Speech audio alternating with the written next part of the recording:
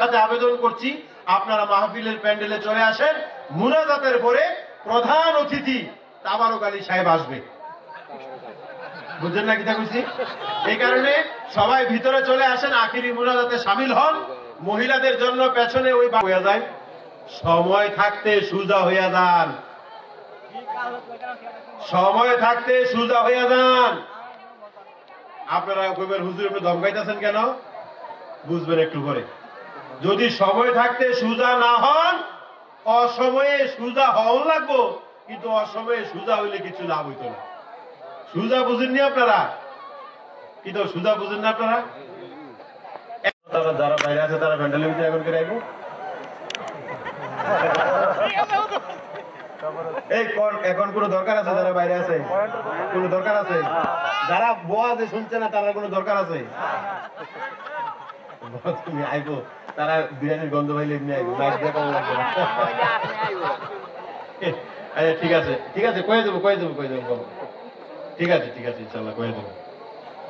আমরা অনেক ওয়াজ শুনি, এদিক দিয়ে কানে দিয়ে ঢুয়ে, এদিক দিয়ে বাইরের দিকে, ঠিক না বেটি? কথা বলেন। কিন্তু শেষবারের মতো একটা কথা আপনারা কইয়া যায়, সময় থাকতে সুজা হইয়া যান, সময় থাকতে সুজা হইয়া যান। আপনারা কইবেন হুজুর আপনি ধমকাইতেছেন কেন?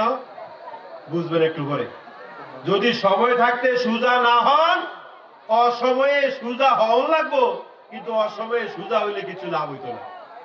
সুজা বুঝেননি আপনারা? কিন্তু সুজা বুঝেন না আপনারা? একটা সাপ আর ব্যাঙ দুস্তি পাচ্ছে দুইজনে, কোন দিকে যাইতেছে বেড়াইতে। সাপের বৈশিষ্ট্য হলো এভাবে আঁকা বাঁকা হাঁটা, ব্যাঙের বৈশিষ্ট্য হলো লাফাইয়া লাফাইয়া হাঁটা। কতক্ষণ পরে পরে সাপের লেজটা ব্যাঙের গায়ে লাগতেছে। ব্যাঙে কয়ে দুস্থ সুজইয়া হাট, সাপে কয়ে ক্যাস ক্যাস করেছে তোর হাঁটা তুই হাট। আবার সাপের লেজটা ব্যাঙের গায়ে লাগতেছে, ব্যাঙে বলে দুস্থ সুজইয়া হাট, সাপে কয়ে বেশি বাড়াবাড়ি করেছে রে, তোর মতো মুসল্লি বহুত দেখছি। আছে না অনেক মানুষ নামাজের কথা কইলে, রোজার কথা কইলে, মসজিদের কথা কইলে কয় না 3 দিনের বইরা কিনা বাতের কয় কয় না, এরকম ঠাট্টা করে না, এরকম মুসল্লিগিরি দেখাইছে তোর মতো বহুত মুসল্লি দেখছি। তো সাপও এরকম কইতেছে মুসল্লিগিরি দেখাইছে তোর হাঁটা তুই হাট।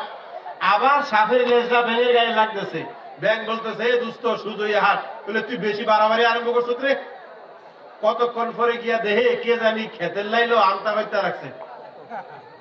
আন্তা চিনেননি আপনারা? চিনে?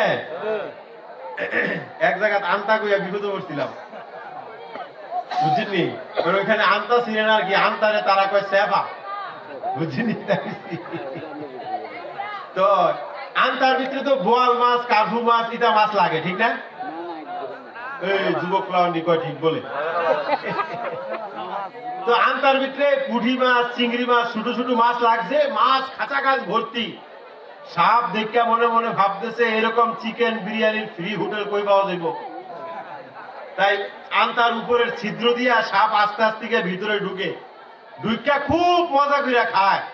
খাওয়ার পরে যখন মোটা সাহেব হয়ে যায়, এখন কিন্তু সাপ আর আন্তারতে বাড়িতে পারে না, ঠিক না? এখানে রাত্রে ঘুমাইছে। সকালবেলা আন্তার মালিক বাজার থেকে কচি লাউ আনছে, গুড়া মাছ দিয়ে খাইবো।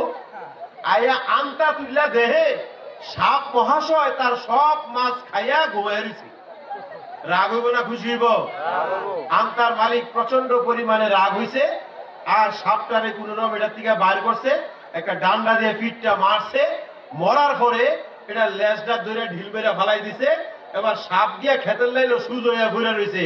এবার ব্যাঙে কয় দুস্থ সুজা তো হইলি, অসময় হইলি, সময় মতো হইলি না। বুঝছেন না কিটা কইছি?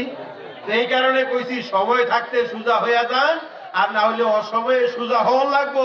অসময়ে সুজা হইলে কিচ্ছু লাভ হবে। আল্লাহ তুমি আমাদেরকে সময় মতো সুজা হওয়ার তৌফিক দান করো, বলেন আমিন। এই কথা বলে আমার কথাগুলি শেষ করলাম। এখন দোয়া হবে, আখিরি মুনাজাত হবে। যারা এখনো রাস্তাঘাটে আছেন, বাজারে আছেন, বিভিন্ন জায়গায় আছেন, আপনাদের কাছে আমরা বিনয়ের সাথে আবেদন করছি আপনারা মাহফিলের প্যান্ডেলে চলে আসেন। মুনাজাতের পরে প্রধান অতিথি তাবারক আলী সাহেব আসবে। বুঝছেন না কি কইছি? এই কারণে সবাই ভিতরে চলে আসেন, আখিরি মুনাজাতে শামিল হন। মহিলাদের জন্য পেছনে ওই বাড়িতে ব্যবস্থা করা আছে, ওইখানে তাবারক দেওয়া হবে। সবাই মুনাজাতের মধ্যে শামিল হন। মুনাজাতের আগে আপনাদেরকে একটা দাওয়াত দিতে চাই। দাওয়াতটা কবুল করবেন না ইনশাআল্লাহ? দাওয়াতটা হলো, আমাদের একটা মাদ্রাসা আছে, আপনারা অবশ্যই জানেন, বিশাল আগরতলা যাওয়ার পথে বিশালগড় বাইপাস সংলগ্ন একটা বড় মাদ্রাসা দেখেন না? তো আল্লাহ রহমতে অনেক বড় প্রতিষ্ঠানে 8-9 বছরে আল্লাহ করাইছেন। এই মাদ্রাসার বাৎসরিক মাহফিল আগামী 15ই ডিসেম্বর রবিবার মাদ্রাসার বাৎসরিক মাহফিল। এই মাহফিলে আওলাদে রাসূল মদনী সাহেব হুজুর আসবেন। আলহামদুলিল্লাহ কর। পশ্চিম বাংলা থেকে বিভিন্ন জায়গা থেকে ওলামারা আসবেন। আপনাদের সকলের এই মাহফিলের দাওয়াত। আমি আশা করি আপনাদের এখান থেকে সবাই যাইবেন। আল্লাহ কবুল করুক, বলেন আমিন। আল্লাহ পাক আমাদের সবাইকে সত্যিকারের ঈমানের সাথে জিন্দা থাকার, ঈমানের সাথে মরার তৌফিক দান করুক, আমিন।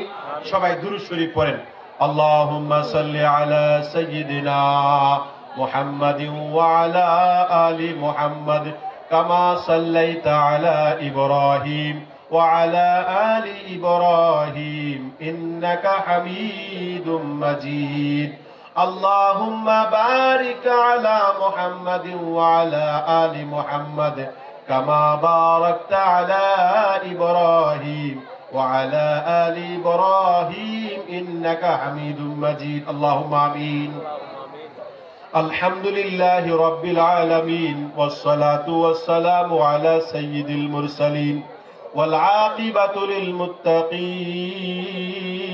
للمتقين ربنا ظلمنا أنفسنا وإن لم تغفر لنا وترحمنا لنكونن من الخاسرين ربنا ولا تحملنا ما لا طاقة لنا به واعف عنا واغفر لنا وارحمنا أنت مولانا فانصرنا على القوم الكافرين رب العالمين হাজিয়ানে কেরাম, মুরব্বিয়ানে কেরাম, যুবক ভাইদেরকে নিয়া, পর্দার আড়ালে মা বোনদেরকে নিয়া,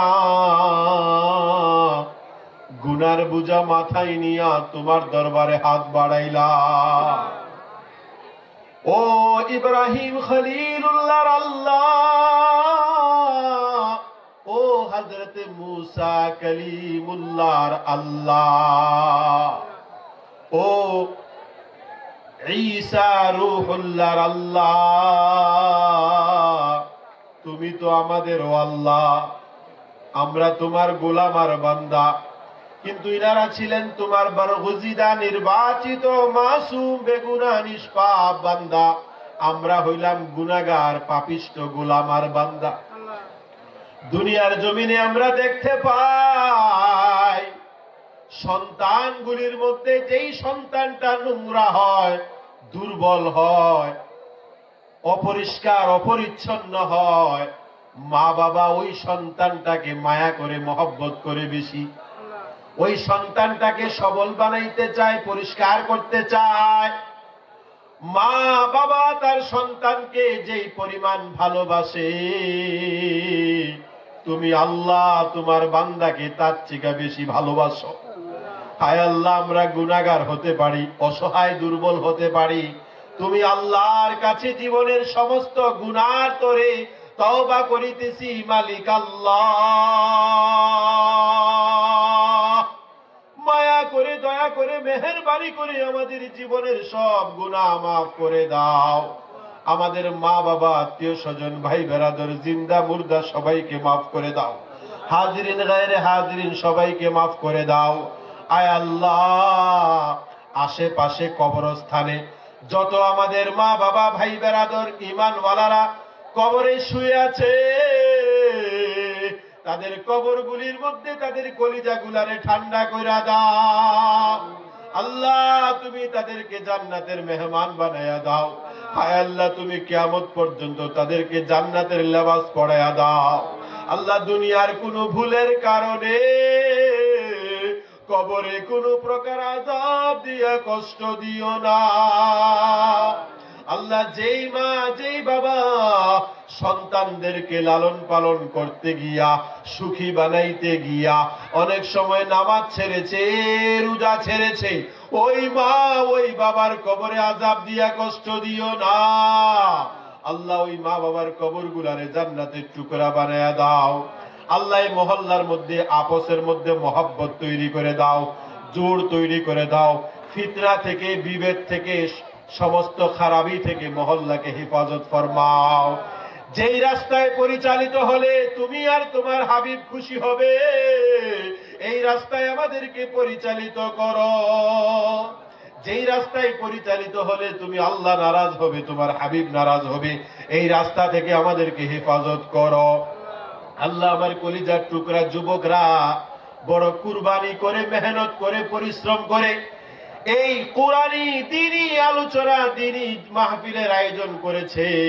এই যুবক ভাইদের হায়াতে তুমি বরকত দান করো, তাদের আমলে বরকত দান করো, তাদের হাউসালার মধ্যে বরকত দান করো, তাদের এই মাহফিলকে তুমি কবুল ফরমাও। এই মাহফিলের খবর মদিনার রওজায় পৌঁছায়া দাও। আল্লাহ যে ওসিলাকে তুমি পছন্দ করে, ওসিলাকে কেন্দ্র করে, তোমার হাবিবে পাক সাল্লাল্লাহু আলাইহি ওয়াসাল্লামের ওসিলাকে কেন্দ্র করে আমাদের দোয়াকে কবুল ফরমাও। ওয়া সাল্লাল্লাহু তাআলা আলা খাইরি খালকিহি মুহাম্মাদি ওয়া আলিহি ওয়া আসহাবিহি আজমাইন। আমিন আমিন বিরহমাতিকা ইয়া আরহামার রাহিমিন।